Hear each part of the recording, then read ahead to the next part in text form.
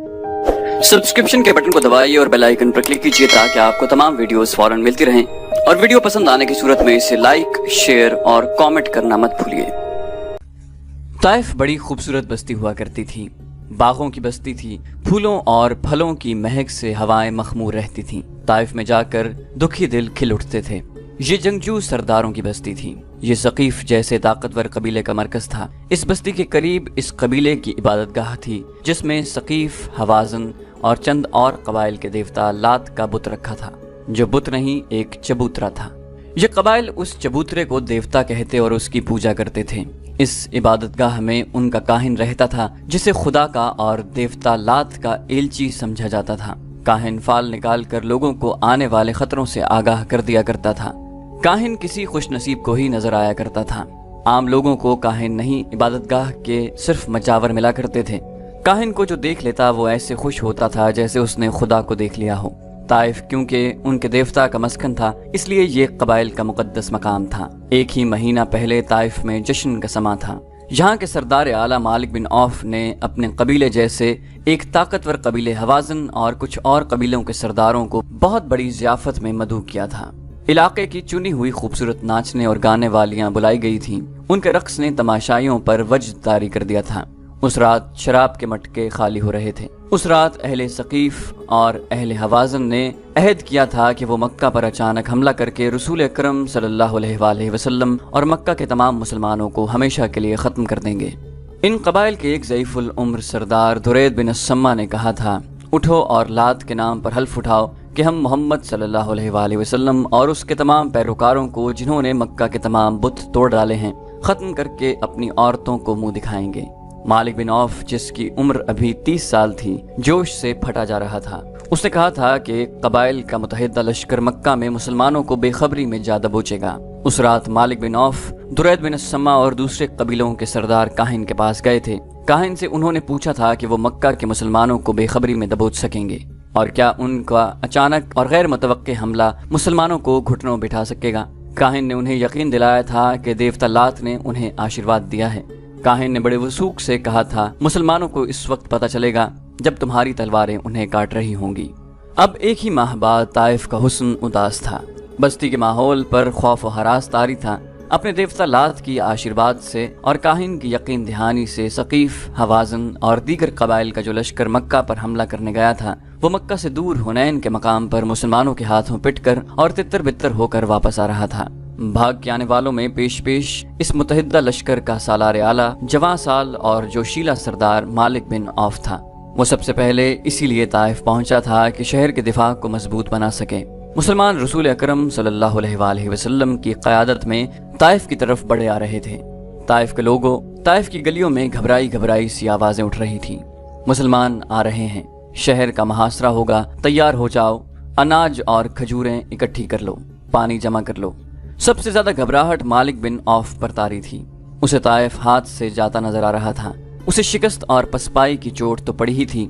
सबसे बड़ी चोट उस पर यह पड़ी थी कि वो जब शहर में दाखिल हुआ तो औरतों ने उसकी बहादुरी और फतह के गीत गाने के बजाय उसे नफरत की निगाहों से देखा और उसके लश्करियों को बाज औरतों ने ताने भी दिए थे।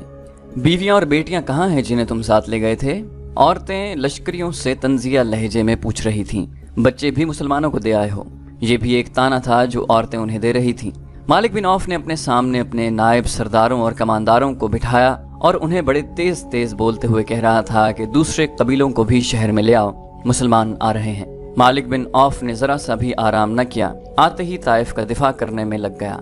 उसके नायब कमांदार और कासिद पसपा होकर आने वालों को इकट्ठा करने में लगे हुए थे।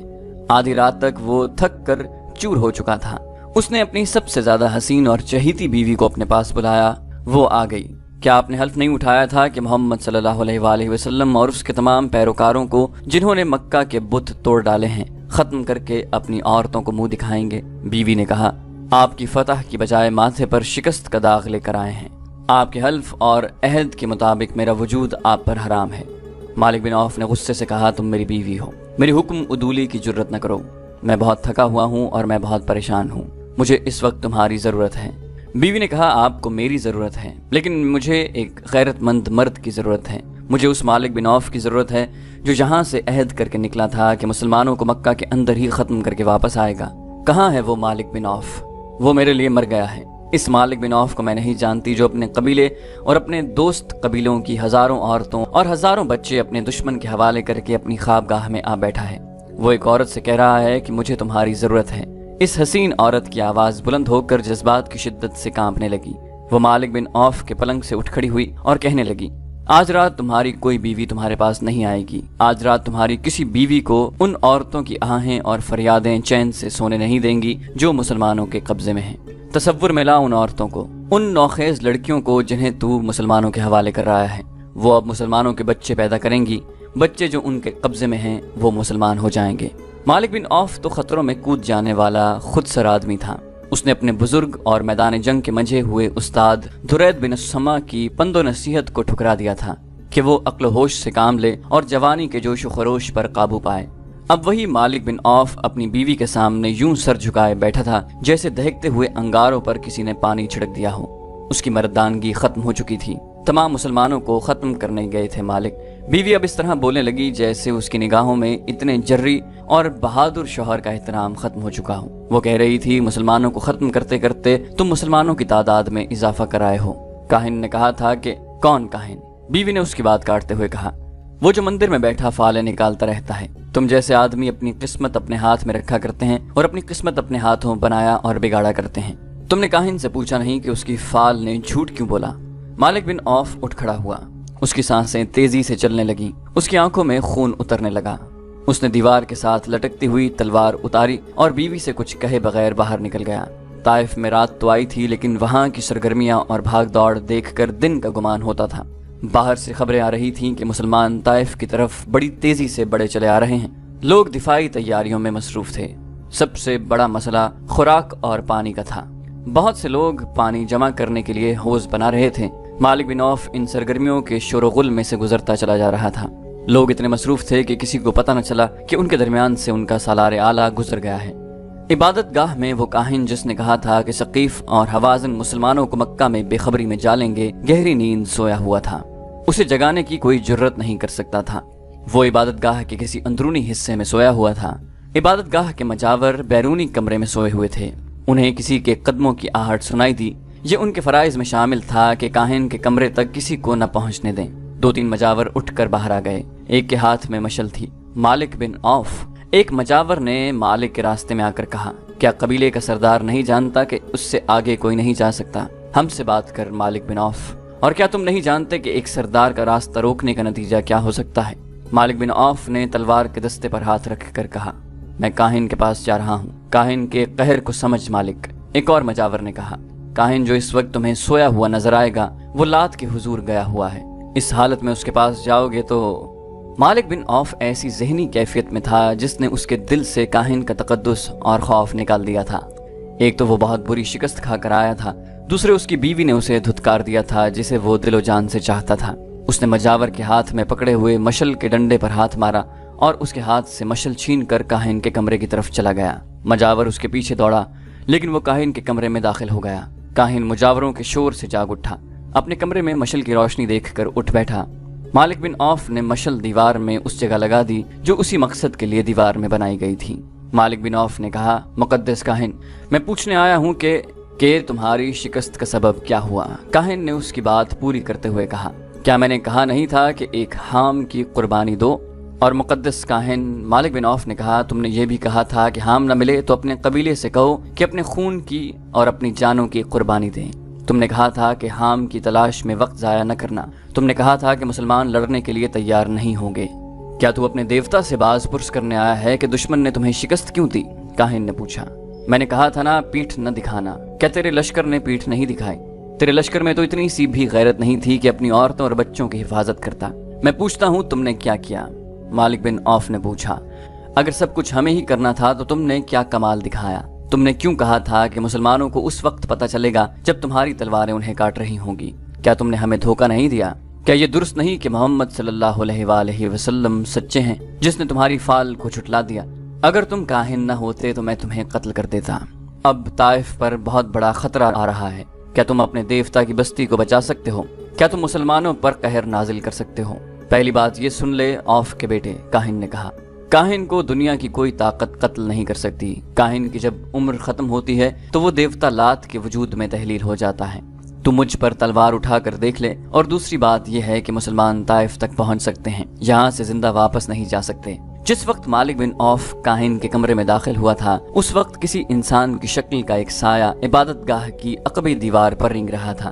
वो जो कोई भी था वो अपनी जान का खतरा मोल ले रहा था। मालिक बिन औफ ही था जो सरदारी के रोब में रात के वक्त काहिन के कमरे तक पहुंच गया था। ये इबादतगाह सदियों पुरानी थी। अकबी दीवार में छोटा सा शगाफ था। वो इंसान जिसका साया दीवार पर रेंग रहा था उस शगाफ में दाखिल हो गया। आगे ऊंची घास और झाड़ियां थीं।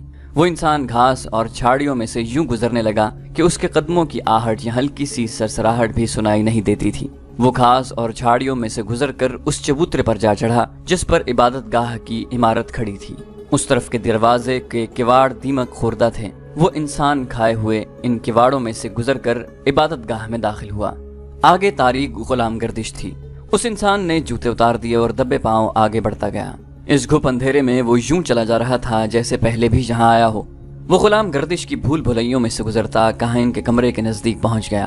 उसे काहिन की और किसी और की बातें सुनाई दी। वो मालिक बिन औफ था जो काहिन के साथ बातें कर रहा था। ये इंसान रुक गया। उसे काहिन के कमरे से आती हुई मशल की रोशनी नजर आ रही थी।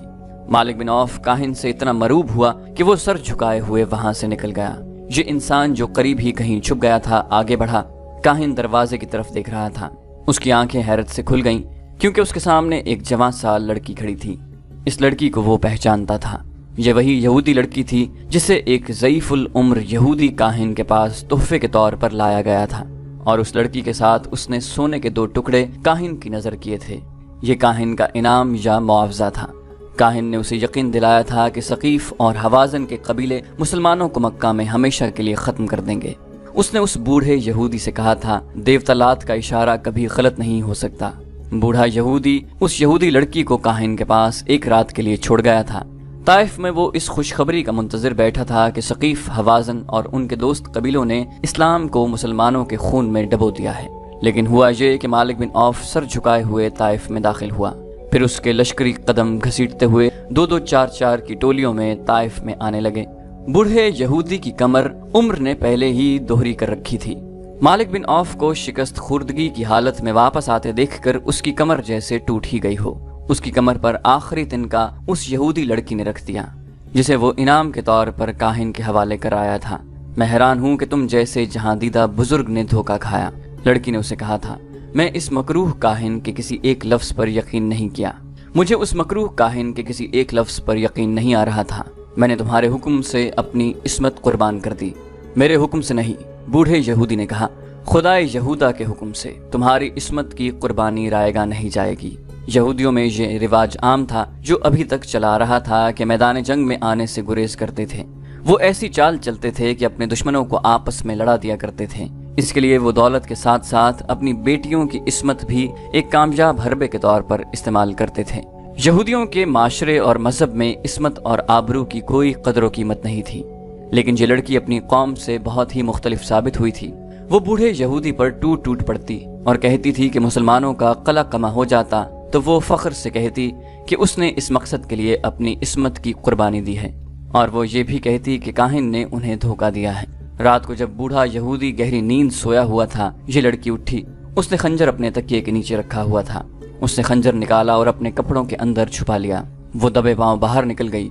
हम जानते थे कि हमारा जादू तुम्हें एक बार फिर हमारे पास ले आएगा, काहिन उस लड़की से कह रहा था।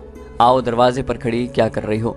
लड़की आहिस्ता आहिस्ता आगे बढ़ी और काहिन के करीब जा रुकी। जादू नहीं, इंतकाम कहो, लड़की ने अपनी धीमी आवाज में कहा। उसमें कहर और गजब छुपा हुआ था। मुझे इंतकाम का जादू यहाँ तक ले आया है। क्या कह रही हो लड़की? काहिन ने हैरत ज़दा मुस्कुराहट से कहा। तुम मालिक बिन औफ से इंतकाम लेना चाहती हो? वो जा चुका है। वो मुझे कत्ल करने आया था। क्या कोई इंसान इतनी जुर्रत कर सकता है कि लात के काहिन को कत्ल कर दे? हाँ, लड़की ने कहा। एक इंसान है जो लात के काहिन को कत्ल कर सकता है। वो लात का पुजारी नहीं, वो मैं हूँ, खुदाए यहूदा की पुजारन। लड़की ने पलक झपकते कपड़ों के अंदर से खंजर निकाला और काहिन के दिल में उतार दिया। उसके साथ ही लड़की ने काहिन के मुंह पर हाथ रख दिया कि उसकी ऊंची आवाज न निकले। लड़की ने खंजर निकाला और काहिन की शहरक काट दी। वो बड़े इत्मीनान से काहिन के कमरे से निकली और उस रस्ते जिस रस्ते से वो आई थी इबादत गाह के अहाते से निकल गई। मालिक बिन औफ अपनी ख्वाबगाह में सर झुकाए बैठा था। उसकी चहीती बीवी उसके पास बैठी थी। गुलाम ने इत्तला दी कि एक अजनबी जवान औरत आई है जिसके कपड़े खून से लाल हैं और उसके हाथ में खून आलूद खंजर है। मालिक बिन औफ जो नीम मुर्दा नजर आ रहा था उछल पड़ा और बोला कि उसे अंदर ले आओ। उसकी और उसकी बीवी की नजरें दरवाजे पर जम गईं। वो जवान औरत दरवाजे में आन खड़ी हुई और बोली, जो काम तुम नहीं कर सके थे वो मैं कर आई हूँ। मैंने काहिन को कत्ल कर दिया है। मालिक बिन औफ पर सन्नाटा तारी हो गया। उसके चेहरे पर खौफ की परछाइयां नजर आने लगी। उसने लपक कर तलवार उठाई और न्याम परे फेंक कर लड़की की तरफ बढ़ा। उसकी बीवी रास्ते में आ गई। उस लड़की ने जो कुछ किया है ठीक किया है। बीवी ने उसे कहा, तुम्हें झूठे सहारे और झूठे इशारे देने वाला मर गया है। अच्छा ही हुआ। तुम नहीं जानती हम पर क्या कहर नाजिल होने वाला है। मालिक बिन औफ ने कहा, तुम पर कोई कहर नाजिल नहीं होगा। यहूदी लड़की ने कहा, क्या काहिन ने तुम्हें कहा नहीं था कि काहिन को कोई कत्ल नहीं कर सकता, और काहिन की जब उम्र पूरी हो जाती है तो वो देवता लात के वजूद में तहलील हो जाता है। अगर तुम्हें जुर्रत है तो लात के मजावरों से कहो कि अपने काहिन की लाश लात के वजूद में तहलील कर दें। उसकी लाश को बाहर रख दो, फिर देखो गिद्ध और कुत्ते किस तरह खाते हैं। मालिक बिन औफ की बीवी ने मालिक के हाथ से तलवार ले ली और पलंग पर फेंक दी। होश में आ औफ के बेटे, बीवी ने उसे कहा, अपनी किस्मत उस शख्स के हाथ में न दे जो एक लड़की के खंजर से कत्ल हो गया है। उसने गुलाम को बुलाया और उसे कहा, ये लड़की हमारी मेहमान है, इसके गुस्ल और आराम का इंतजाम करो। मालिक बिन औफ के चेहरे से खौफ का तासुर धुलने लगा। बीवी ने उसके ख्यालों में इनकलाब बर्पा कर दिया। सुबह तुलू हो रही थी जब शिकस्त और गम के मारे हुए मालिक बिन औफ को दो इत्तलाएं मिली। एक ये कि रात को काहिन कत्ल हो गया है, और मजावर ये कह रहे हैं कि रात मालिक बिन औफ के सिवा काहिन के कमरे में और कोई नहीं गया था और न रात के वक्त किसी को वहां जाने की इजाजत है। मजावरों ने ये मशहूर कर दिया था कि काहिन को मालिक बिन औफ ने कत्ल कर दिया है। मालिक बिन औफ को दूसरी खबर ये मिली कि मुसलमान जो ताइफ की तरफ बड़े चले आ रहे थे मालूम नहीं किधर चले गए हैं। ये खबर ऐसी थी जिसने मालिक बिन औफ के हौसले में कुछ जान पैदा कर दी। उसने तेज रफ्तार घोड़ों पर 2-3 कासिद उस रास्ते की तरफ दौड़ा दिए जो हुनैन से ताइफ की तरफ आता था। उसके बाद वो इबादत गाह की तरफ चला गया। उसने लोगों को बड़ी मुश्किल से यकीन दिलाया कि वो मुकद्दस काहिन को कत्ल करने की जरूरत नहीं कर सकता। लोग पूछते थे कि फिर कातिल कौन है। मालिक बिन औफ ने कहा कि वो कातिल का सुराग जल्द ही लगा लेगा। वो यहूदी लड़की को सामने नहीं लाना चाहता। उसने लोगों की तवज्जो उधर से हटाकर मुसलमानों की तरफ कर दी जो ताइफ को मुहासरे में लेने के लिए बड़े आ रहे थे। वो इबादत गाह के अंदर चला गया। उसने मजावरों के साथ किसी तरह मामला तय कर लिया। लात के पुजारियों, एक बूढ़े मजावर ने बाहर आकर लोगों के हिरासा हुजूम से कहा, हमारे मुकद्दस काहिन को किसी ने कत्ल नहीं किया। वो देवता लात के वजूद में घुल मिल गया है। देवता लात के हुक्म से अब मैं काहिन हूँ। जाओ अपनी बस्ती को उस दुश्मन से बचाओ जो बड़ा चला रहा है। मालिक बिन औफ जब अपने घर पहुंचा तो कुछ देर बाद उसके भेजे हुए कासिद वापस आ गए। उन्होंने उसे बताया कि उस रास्ते पर जो ताइफ की तरफ आता है उस पे मुसलमानों का नामो निशान भी नहीं है। मालिक बिन औफ ने अपने आप को धोखे में न रखा। उसने अपने कबीले के सरदारों से कहा कि मोहम्मद सल्लल्लाहु अलैहि वसल्लम अपने दुश्मन को बख्शने वाला नहीं, वो किसी न किसी तरह से जवाबी वार जरूर करेंगे। उसने ऐलान किया कि शहर के दिफाई इंतजामात में कोई कमी न रहने दी जाए। कासिदों ने मालिक बिन औफ को बिल्कुल सही इत्तला दी थी कि ताइफ के रास्ते पर मुसलमानों का नामो निशान नजर नहीं आता, लेकिन मुसलमान सैलाब की तरह ताइफ की तरफ बड़े चले आ रहे थे। उन्होंने रसूल अकरम सल्लल्लाहु अलैहि वसल्लम के हुक्म से रास्ता बदल लिया था। बदला हुआ रास्ता बहुत लंबा था, लेकिन रसूल करीम सल्लल्लाहु अलैहि वसल्लम ने इतना लंबा रास्ता इख्तियार करने का फैसला इसलिए किया था कि छोटा रास्ता पहाड़ियों और चट्टानों में से गुजरता था। खड्ड नाले भी थे। रसूल करीम सल्लल्लाहु अलैहि वसल्लम ने अपने सालारों से कहा था कि हुनैन के पहले तजुर्बे को न भूलो। मालिक बिन औफ बड़ा जंगजू है। आप सल्लल्लाहु अलैहि वसल्लम ने फरमाया कि ताइफ तक का तमाम इलाका घात के लिए मौजू है। मालिक बिन औफ ऐसी ही घात लगा सकता है जैसी घात में उसने खालिद बिन वलीद रजी अल्लाह अन्हु को तीरों से छलनी कर दिया था। रसूल अकरम सल्लल्लाहु अलैहि वसल्लम ने जो रास्ता ताइफ तक पहुंचने के लिए इख्तियार किया था वो वादी अल मलीह से गुजरता था और वादी उल करन में दाखिल हो जाता था। आप सल्लल्लाहु अलैहि वसल्लम अपने लश्कर को वादी उल करन में से गुजारने के बजाय ताइफ के शुमाल मगरिब में 7 मील दूर निकल गए और नखब और सावेरा के इलाके में दाखिल हो गए। ये इलाका नशेब फराज का था। इसमें पहाड़ियां और चट्टानें न होने के बराबर थीं। تو دوستو یہ تھی ہماری آج کی ایپیسوڈ. امید کرتے ہیں آپ کو ہماری ایپیسوڈ پسند آئی ہوگی. جانے سے پہلے اس ویڈیو کو لائک، شیئر اور کامنٹ کرنا مت بھولیے. اور اگر آپ ہمارے چینل پر نئے ہیں تو اسے سبسکرائب کیجئے اور بیل آئیکن پر کلک کیجئے تاکہ آپ کو تمام ویڈیوز فوراً ملتی رہیں. اگلی ویڈیو تک کے لیے اپنا خیال رکھیے. اللہ حافظ.